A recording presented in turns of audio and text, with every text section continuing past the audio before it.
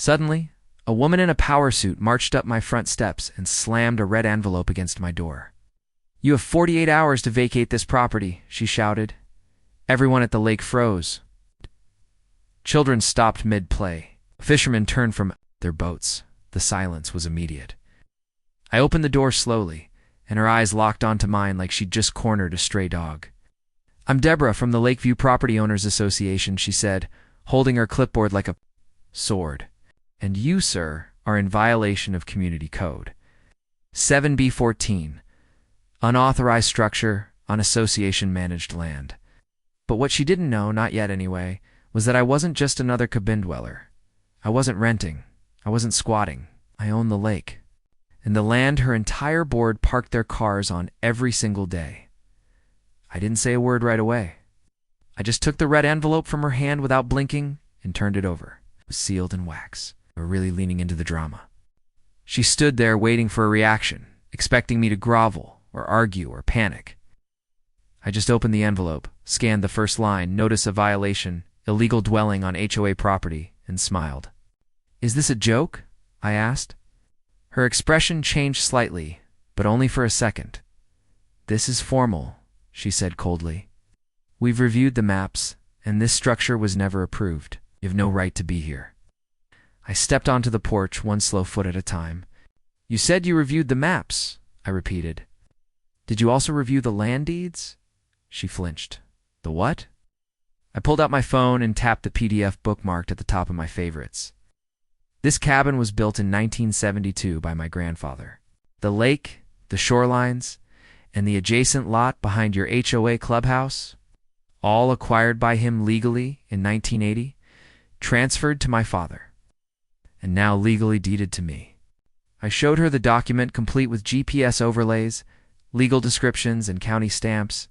She barely glanced at it. "That's irrelevant," she snapped. "This area is under HOA jurisdiction now.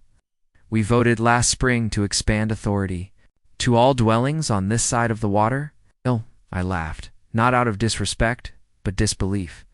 "You voted to take over private property?" I asked. "That's not how jurisdiction works. You can't vote your way into ownership." "Didn't like that. You'll hear from our lawyers," she barked. "We've shut down squatters before." I raised an eyebrow. Ow! "You're going to regret calling me that." By nightfall, the letter was all over the neighborhood Facebook group. Screenshots, comments, speculation. A few people backed the HOA. Mostly board members or people who never stepped outside unless they were filing a noise complaint. But the locals. The real residents who grew up fishing these waters and picnicking on the banks. They knew the truth. My family had protected this place long before the association was even formed. I was the guy who pulled kids out of the water when they fell through the ice. The one who chased off drunk teenagers at 2 a.m. when the lake was supposed to be closed. I wasn't the villain here. But HOA Karen and her clipboard squad were about to make me one. The next day, I received an official-looking envelope in the mail. This one from a law office 3 counties away. Inside, a cease and desist letter, a demand to remove the cabin within 72 hours, and a threat to pursue damages if I continued occupying association land. But this time, they'd made a mistake. They included a map, an outdated one, printed from Google, with red lines they'd drawn by hand around HOA-controlled land. But here's the kicker. They'd included the parking lot next to their community clubhouse. It's the same gravel lot I'd been letting them use for free. The one with my name on the deed. It's just like that. They gave me the opening I needed. I called my attorney. Not a big firm. It's just an old friend who happened to specialize in land use and property disputes. He came up the next morning, sipped coffee on the porch with me, and said, "They're trying to muscle you because they think no one will check the facts. Let's show them what happens when someone does." By noon, we filed a formal response, complete with the original deed, property surveys, tax records, and a cease and desist of our own. This time, we demanded they stop using my parking. A lot immediately, no warning, no exceptions. That afternoon, I drove down to the HOAclubhouse.com/slow headlights off. Their president, Deborah, was outside again. Clipboard in hand, phone pressed to her ear. I pulled into the gravel lot, stepped out, and handed her a folder. "This is your formal notice," I said. You're trespassing. Effective immediately. Your board is barred from using this lot. You have 48 hours to vacate your vehicles. She looked like she'd swallowed a lemon. You can't be serious. Smiled. I'm dead serious. And unlike you, I've got the paperwork to prove it. Then 24 hours, things got ugly. HOA blasted out an emergency email accusing me of retaliatory property claims, threats to community safety, and illegal enforcement tactics. But they never mentioned the parking lot ownership. Not once, because they knew they'd been caught. By the second day, the lot was empty. Board members forced to park down the hill and walk half a mile to the clubhouse. On the third day, I locked the gate. Legally. Fully within my rights. That night, someone spray-painted land thief across my fence. They thought that would scare me. It just confirmed I'd hit a nerve. I filed a police report not because I needed help, but because I wanted everything documented. Deborah was silent for 3 days. Then she showed up again. Same clipboard, different tone. Look, she said, we may have jumped the gun. The board is willing to review the documents you provided and come to a reasonable solution.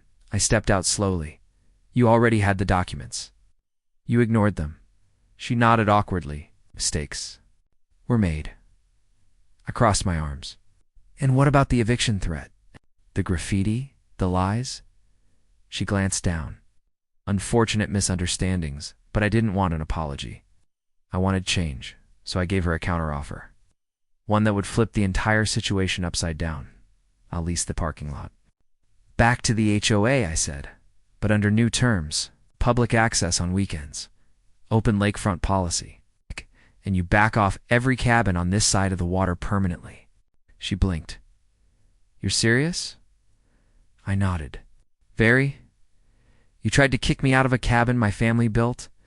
You escalated a turf war without checking the facts. Called me a squatter when I pay more in property tax than your entire clubhouse. Budget, you don't get to walk away clean, but you can walk away smarter. She stared for a long time, and said, I'll bring it to the board. And then I closed the gate behind her, because the war had only just begun. Suddenly, 3 black sedans pulled into the gravel lot I'd locked days earlier. Engines didn't shut off. Doors didn't open. It's idle rumble, exhaust fog rising. In the cold morning air, it's watched from the porch, coffee in hand, eyes narrowed. My dog, Rex, was already pacing by the screen door. These weren't the usual HOA board members. These were suits, corporate types. The kind who don't ask, don't apologize, and definitely don't care whose name is on the deed, unless that name is threatening their control. At exactly 9 a.m., the driver of the lead sedan stepped out. Navy suit, clean shave, thick folder under his arm. He walked toward the gate, stopped just shy of the private property, no trespassing sign, and looked up at the cameras mounted on my floodlight pole. Mr. Lane, he called, voice calm but firm. We'd like to speak. I opened the door slowly, not because I was afraid, but because I wanted them to feel the silence before I broke it. Rex growled low behind me. Name, I called back.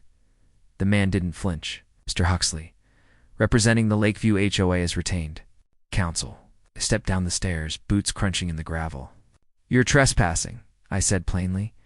This is my land. Gates locked for a reason. He raised his hand slightly, diplomatic. Not here to escalate. We'd like to offer a resolution before this becomes more ... visible. I laughed. It's already visible. You've got half the town talking. The Facebook page is practically a war zone. Your board tried to evict me with a Google map and a red pen. You want quiet now? He adjusted his tie. We're prepared to offer a buyout. Fair market rate plus a relocation bonus. We'll absorb the property into the HOA and bring everything under consistent governance. I blinked. You want? To buy the lake, the lot, he clarified. And the surrounding shoreline, including the cabin. You mean everything you've been threatening to remove me from for 2 weeks? Let's not dwell on that. He held out the folder. Offers inside. We're authorized to close within 30 days. I didn't take it. I say no. His eyes flickered. Then our next steps involve easement claims and a petition to reclassify your access road as public utility corridor. I nodded slowly. So we're back to threats. Got it. That evening, I reviewed the folder anyway, not because I was considering it, but because I wanted to know what they thought I was worth, their offer. $114,000 total for the lakefront. The cabin, the parking lot, and the surrounding trees. Insulting didn't even begin to cover it. I bought a second floodlight that night, mounted it at the gate, motion sensor, night vision, real-time feed to a backup server. If they were going to play games, I'd be 2 moves ahead. Again. The next morning, I drove into town for supplies. When I returned, a bright yellow sign had been hammered into the ground outside the lot. Notice, proposed development, Lakeview Fitness, and Rec Center pending approval. My blood ran cold. They weren't just bluffing anymore. We're trying to erase the land. I snapped a photo, pulled the permit number, and drove straight to the county records office. The clerk recognized me. "You got flagged?" she said, already pulling. "Files. You poked the HOA bear, huh?" I nodded. "What am I looking at here?" She handed me a packet. They submitted a development interest request 3 months ago. Not approved, not even scheduled, but they're laying groundwork. Through the pages, artist renderings, fake lot lines, projected revenue. They were trying to make my land look like it already belonged to them. I filed a formal objection that afternoon, filed another notice with the zoning board, then called my attorney. He laughed when he heard. Typical corporate HOA move. They lose one battle and pretend the war's already won. You've got leverage, Lane. Time to use it. So I did. I printed new signs, posted them on every corner of the lot. Private property. Development prohibited. Trespassers will be prosecuted. I included a copy of the original 1980 deed and the latest assessor's plat, laminated, bolted 2 metal stakes. 2 days later, they retaliated again. This time by blocking access to the main trail that led down to the lake. They claimed it was under repair. Orange fencing, plastic barrels, fake detour signs. I knew the move. They were trying to starve my access, trap me on my land, until I gave in. But what they didn't know? I'd already dug a secondary access road last year, hidden behind a tree line. My grandfather used it to bring in boats back when the original trail was underwater. I cleared it in 20 minutes, drove down to the water, parked my truck in full view of their cameras, and waved. That night, the HOA board held an emergency meeting, but this time, it wasn't at their clubhouse. It was at a member's house. Private. Off the books. Probably. Illegal, but I had ears everywhere. My old friend Jimmy, lifelong resident, owns the gas station, overheard 2 board members talking. "He's not bluffing," one of them said. "He's got all the docs and now the press is watching." The other responded, "We were told he wouldn't fight this hard, that he was just a recluse in a cabin. Now everyone's siding with him." Jimmy texted me the transcript. I saved it, forwarded it to my attorney. War was now public. The line had been drawn. 2 days later, a drone flew over my property. Low, not recreational. It hovered by the cabin, buzzed near the floodlight, then zipped off toward the HOA clubhouse. They were surveilling now, collecting footage for what evidence? Intimidation? I didn't care. I filed a complaint with the FAA and bought my own drone. Better, faster. I flew it straight over the clubhouse the next day, dommed in on the empty parking lot, captured the reserved HOA use-only sign still bolted into my gravel. Hypocrisy in high definition. A week passed. Then something strange happened. A knock at the door, soft, hesitant. I opened it. A woman stood there, maybe mid-50s. "Nervous, Mr. Lane?" she asked. "I'm on the board, or I was. I'm resigning. I think you need to see this." She handed me a USB drive.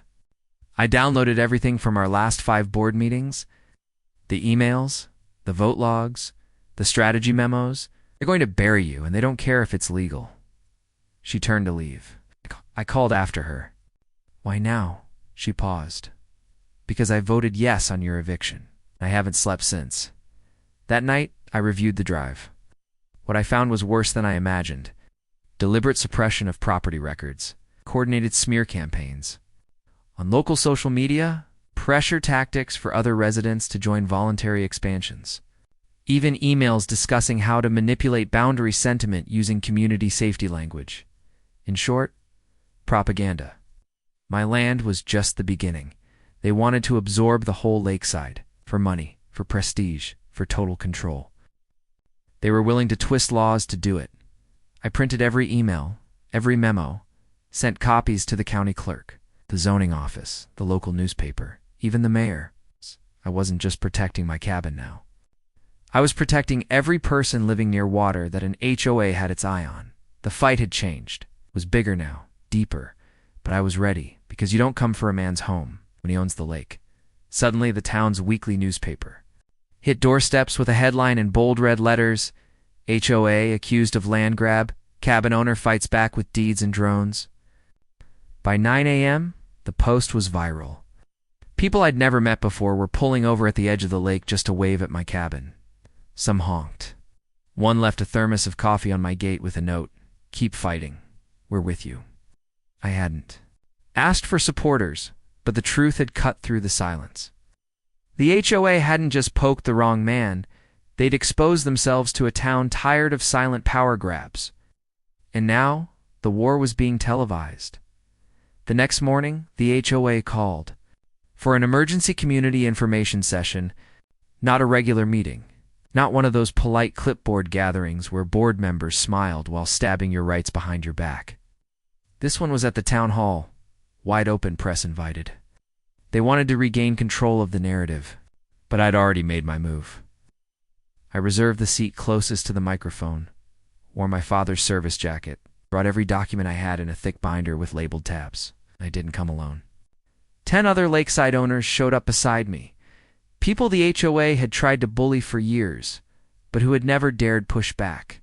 Until now, Deborah opened the meeting. Same forced smile, same folder clutched in her hands like a shield. "We're here today to clarify several misunderstandings surrounding the land adjacent to Lakeview," she said, voice crisp. "Our goal has always been safety, cohesion, and community." I stood before she could finish the next sentence. "Let's start with truth," I said, "not cohesion, not carefully worded intentions. Let's talk about what your board did behind closed doors." A ripple moved through the room. Deborah looked frozen. "Excuse me," she said. "You'll have your turn." I held up the USB drive. I already had it. You lost it the moment your own board member gave me this. Gasps, a murmur. In the back whispered, "Wait, what's on that?" I stepped to the front. Internal HOA emails coordinating illegal expansions, discussions on how to erase old landlines, rewrite community boundaries, and label long-standing homeowners as trespassers, all to develop a private fitness center no one asked for. I opened the binder and passed out copies of the worst emails. To nearby reporters, "And here's the zoning map they submitted," I added. "Notice how they removed my name, drew fake boundaries, and even tried to reclassify public shoreline as private property." The room erupted. Someone shouted, "Is that legal?" Another yelled. I knew they were hiding something. Deborah's face went pale. But I wasn't done. "This cabin," I said, pointing to a photo of my grandfather standing beside the frame in 1973, "has stood longer than your bylaws. Your board's parking lot sits on land my family owns. Let you use it for free. No fees, no lease, out of respect." You repaid that with eviction threats, vandalism, drone surveillance, and attempted character assassination. One held up the original eviction notice, red envelope and all. "This is your legacy now. Fear, fraud, and failure." The mayor stood, middle-aged, sharp-eyed, not someone who wastes words.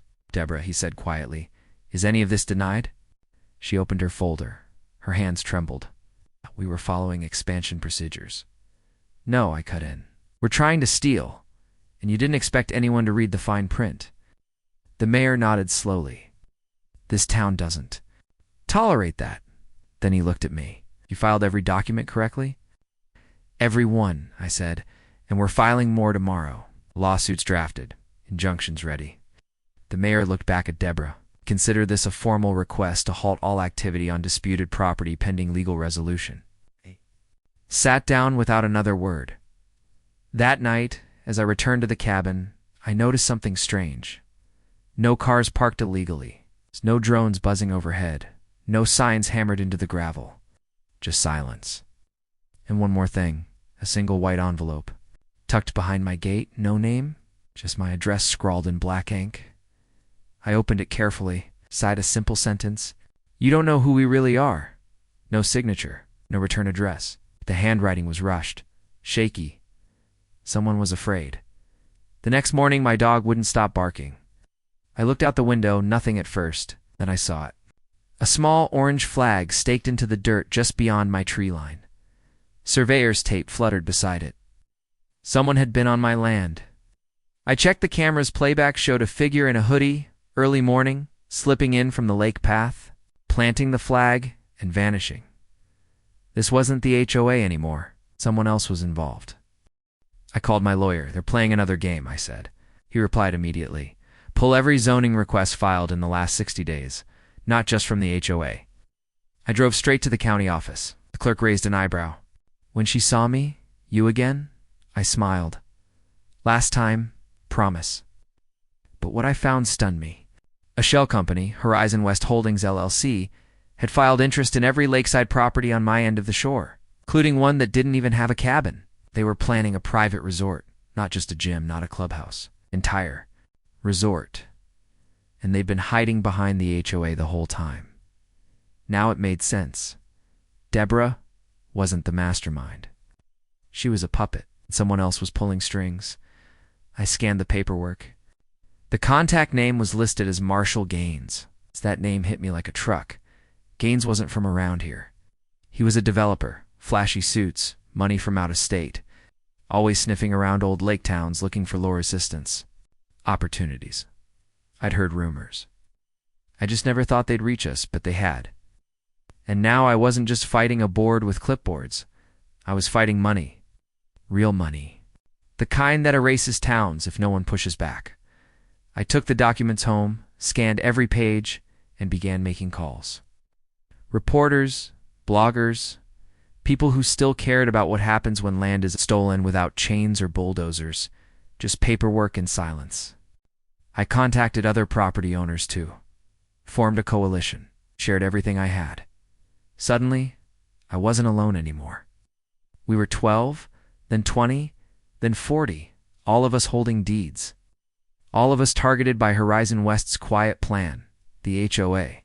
Went silent again. Deborah vanished from the Facebook group. Her house went dark. Rumor was she resigned. But I knew better. The developer had moved in. The board was just collateral now. It served their purpose. But we weren't going down. We were fighting back. Because I didn't just own a cabin, I owned the ground beneath their plans, and we were about to rip those plans apart. Suddenly, a fire engine wailed down the trail behind the cabin. But there was no smoke, no fire, flashing lights and confusion. 2 deputies rushed out first, shouting for evacuation. One looked confused when he saw me standing calmly on the porch. The other held a clipboard. He got a call that there was a propane leak. Emergency order says you've got to leave the premises. I didn't move. Who issued the order? I asked. The deputy looked again. It doesn't say just an anonymous report. We're required to clear the property until fire officials finish the inspection. My gut turned cold. They were testing a new tactic, forced access under the illusion of safety. I called my lawyer on speaker, held the phone up. This is John Lane, I said, loud enough for the deputies to hear. Emergency crew claims an anonymous tip forces me to evacuate private property I own, with no evidence of threat and no documented hazard. This being recorded? It is now, my attorney answered.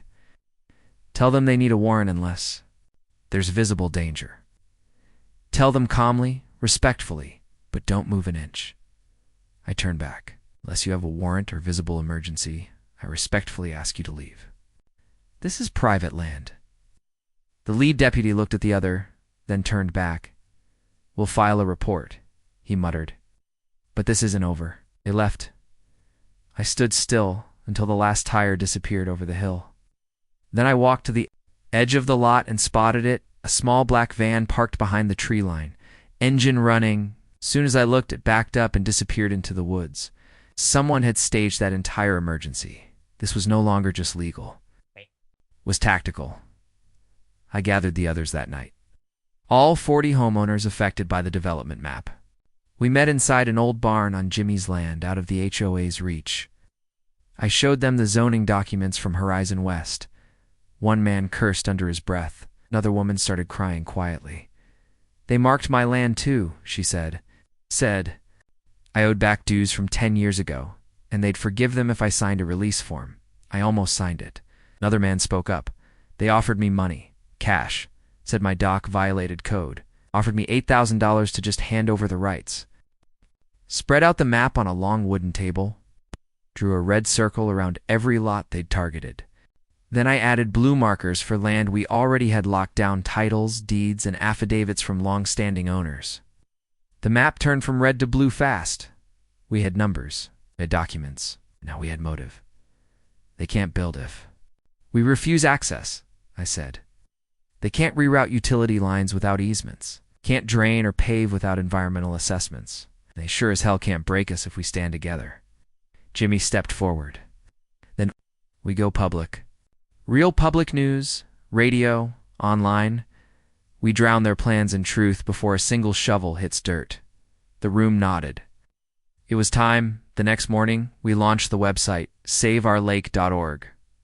On it, we posted everything. Scanned zoning documents, development blueprints, shady emails, before and after maps, and first-person accounts from homeowners who'd been threatened, pressured, or misled. We made it easy to share. It's easy to sign petitions. And within 48 hours, local news stations picked it up. By day 3, regional outlets were calling. The end of the week, Horizon West Holdings had been forced to issue a public statement, but it was weak. Allegations of misconduct by our planning partners are being reviewed. We believe in ethical development and community collaboration. I read it twice and laughed. That's lawyer speak for. We got caught. But just as momentum surged, we got hit again. A cease and desist letter addressed to me. From a corporate firm in New York, Horizon West claimed the website defamed their brand and threatened future investment. They demanded we shut it down within 72 hours or face legal consequences. I scanned the letter and posted it front page of the site, with my reply written underneath it. We don't negotiate with trespassers. Traffic to the site tripled. Overnight then, the breaking point came. A retired Marine named Victor, who owned 2 acres on the far north edge of the lake, discovered surveyors digging post holes on his property. No notice, no warning. Just high vests and spray paint. He confronted them. One ran. The others said they were under contract by the HOA for soil testing. He called me while it was happening. They're here right now, he said, out of breath. One of them just jumped in a truck with California plates, I told him. To film everything, by the time I got there, they were gone. But the video he captured showed it clearly unmarked trucks, tools left behind, and men with clipboards snapping pictures of his dock. That was it. We contacted the sheriff directly, laid out the pattern of harassment, showed them the photos, the videos, the false emergency call, the drone, the fake notices, the anonymous letter, the whole pattern. This time they took it seriously. They opened a formal investigation, served Horizon West with a request to appear for questioning. Deputies visited the HOA clubhouse, and for the first time since the beginning, the HOA gate stayed locked, not to keep people out, but because no one dared go in. Days passed. Then a letter arrived at my cabin, certified mail. Horizon West had withdrawn all development. Proposals pending reassessment of regional interest. I stared at it. No apology, no admission, just cold retreat. But they weren't gone. A week later, a new company filed interest in the lake area. Different name, different logo, same legal address as Horizon West. This was a shell game. Names changed. Tactics didn't, so we got louder. Radio shows, podcasts, newspaper columns. We weren't just fighting for land anymore. We were showing the country how quiet corruption worked. How paperwork Could uproot history if left unchallenged. We created a network of small-town property defenders, other lakeside communities, rural ranchers, even retired attorneys who volunteered pro bono help. I became the reluctant face of a growing resistance, and it all started with one lie. One red envelope. Now the line was drawn in permanent ink, and the next move wouldn't be theirs. It would be ours. Suddenly, one of the HOA board members, Paul Jenkins, the treasurer, showed up at my gate in the middle of a thunderstorm. No car, no umbrella, just a folder clutched against his chest, like it was his last lifeline. His face looked different, now drained, nervous, almost ashamed. "We need to talk," he said. His eyes darted behind him like someone might be watching. I opened the gate. No words, no threats. I just let him inside, took off his wet coat, and dropped the folder on my kitchen table. "You were right." All of it. Deborah didn't just sell us out. We were all part of it tanned. I didn't even realize how deep it went. Inside the folder were signed minutes from secret HOA meetings. Not just internal expansion notes, these were agreements with Horizon West to classify the entire lake border as under review for community infrastructure. They had forged one signature, bribed a notary, used false timelines to justify future removal of non-compliant structures, which included 10 cabins mine, Jimmy's, Victor's, and several others. "This isn't just fraud," I said. "This is organized displacement." Paul nodded. "They promised us kickbacks. Said we'd all get permanent board seats on the new resort council." I didn't believe they'd actually try to evict families, till they did. We moved fast. The next morning, Paul agreed to testify. He went on local news, full interview, face visible, confessed to the deception, named Horizon West reps, exposed their tactics, told the public exactly how Deborah and 3 other board members were paid to pass fake notices, file complaints, and quietly pressure homeowners out. The interview hit harder than anything we'd done before. It broke the illusion that the HOA was just confused. No, this was coordinated theft, and Horizon West knew it, because less than 48 hours later, my internet cut out, then my power. I checked the lines, no storm damage. I drove into town and learned every utility tied to my name had been accidentally suspended due to non-payment. All filed the same day, different addresses, same phone number, a New Jersey area code. They were trying to break me, but I was already 10 steps ahead because by then we had hired a private investigator, former FBI, quiet, surgical. Within 3 days, he traced the shell companies behind Horizon West back to a holding firm involved in 2 other cases, both tied to forced buyouts in Montana and North Carolina. Same tactics. Same fake HOA pressure. Same quiet payouts to avoid lawsuits. Only this time, we weren't settling. I compiled everything into a war chest of evidence. Documents, testimony, footage, sworn affidavits. Our lawyers sent it all to the state attorney general's office, marked request for criminal inquiry. Then we went public with that too. The headlines hit like lightning. Homeowners file state-level complaint over HOA land grab conspiracy. Veteran leads legal fight against national developer, small town exposes real estate corruption. Ring with military precision, but this was still our home, so we launched the Lake Pact. Every homeowner on our side signed it. It was simple. If one of us was harassed, we'd all show up. If one of us got a drone, we'd send 5 back. If a letter came, we'd respond together. No one alone. No one bullied. And just as we locked arms, the break came, an anonymous tip sent to our lawyer, a thumb drive. Inside it, security footage. From an HOA meeting 4 months earlier, Deborah, a man in a suit. Unmarked envelopes exchanged. He said one thing, caught clearly on mic. "Once the cabins are gone, we raise the shoreline value 300%. No one asks how we did it if the paperwork looks clean." We traced him. Marshall Gaines, and he wasn't working. Alone, we discovered a second developer, Group Silent, its partner sitting in the shadows of Horizon West. They were lining up a casino resort. Not just cabins, not just a gym. They planned a full-on land flip. And the HOA was their inside weapon. So we filed the final motion. RICO racketeer, influenced and corrupt organizations. Because this wasn't property management. This was organized manipulation. A week later, subpoenas were issued. 3 HOA board members lawyered up. One resigned and left town overnight. The county froze all development permits tied to Horizon West, but they didn't go quietly. 2 days after the motion hit, someone slashed the tires. On Victor's truck, that same night, Jimmy's dock mysteriously caught fire. Nothing spread, but it was a message. I went to the cabin that night with 2 friends, out on the porch with a thermos of coffee, a phone in one hand and a camera pointed at the road. I didn't sleep.